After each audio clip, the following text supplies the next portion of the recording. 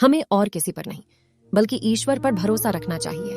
वो देर से जरूर देते हैं लेकिन बेहतरीन देते हैं। ये कहानी ईश्वर और राजा हिंदी शॉर्ट मॉरल स्टोरी भी उसी के बारे में है।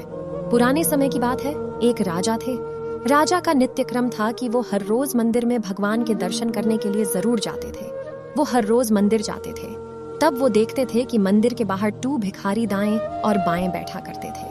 उस भिखारी में से जो दाएं तरफ बैठता था वो हर रोज कहता था कि है ईश्वर, तूने राजा को तो बहुत कुछ दिया है, थोड़ा मुझे भी दे दे। बाएं तरफ जो भिखारी बैठता था वो हर रोज कहता, ए राजा, ईश्वर ने तुझे बहुत कुछ दिया है, तू थोड़ा मुझे भी दे दे। दाईं तरफ वाला भिखारी बाईं तरफ वाले भिखारी से कहता कि तू राजा से नहीं बल्कि ईश्वर से मांग, वो सबकी सुनता है। तभी बाईं तरफ वाला उसे जवाब देता, अरे मूर्ख, तू मुझे सलाह मत दे, तू चुप कर।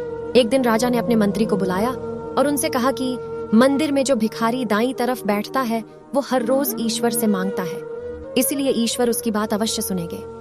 किंतु जो बाईं तरफ बैठता है वो तो मुझसे हर रोज मांगता है। तुम ऐसा करो कि एक बड़े से बर्तन में खीर भर के उसमें स्वर्ण मुद्रा डाल दो और जो बाईं ओर बैठता है उस भिखारी को दे आओ।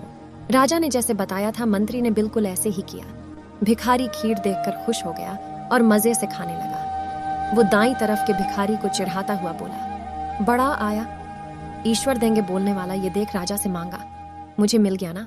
खाते खाते जब उसका पेट भर जाता है तब वो जो दूसरा दाईं तरफ बैठा भिखारी था उसे बची हुई खीर का बर्तन दे देता है और कहता है, ले पकड़ उसे और तू भी थोड़ा खा ले। अगले दिन राजा जब मंदिर में दर्शन करने के लिए आए तब उन्होंने देखा कि बाईं तरफ वाला भिखारी आज भी वैसे ही बैठा था, लेकिन दाईं तरफ वाला भिखारी गायब हो गया था। राजा ने बाईं तरफ वाले भिखारी से पूछा, क्या हुआ, तुझे खीर का बर्तन नहीं मिला? भिखारी ने कहा, जी राजा जी, मुझे मिला था और खीर भी बहुत स्वादिष्ट थी। मैंने खूब पेट भरकर खाई, उसके लिए आपका बहुत बहुत धन्यवाद। राजा ने पूछा, फिर क्या हुआ?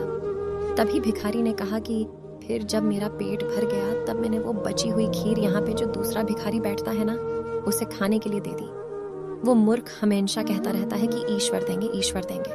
तभी राजा मुस्कुरा के बोले, अवश्य ईश्वर ने उसे दे ही दिया। हमें किसी और पर नहीं किंतु सिर्फ ईश्वर पर ही भरोसा रखना चाहिए। वो देर से देते हैं पर बेहतरीन देते हैं। हमारे नसीब में जो लिखा होता है वो हमें मिलता ही है। अगर आपको हमारी स्टोरी ईश्वर और राजा हिंदी शॉर्ट मॉरल स्टोरी अच्छी लगी हो तो अपने दोस्तों के साथ भी शेयर कीजिए और कमेंट में जरूर बताइए कि कैसी लगी हमारी ये कहानी।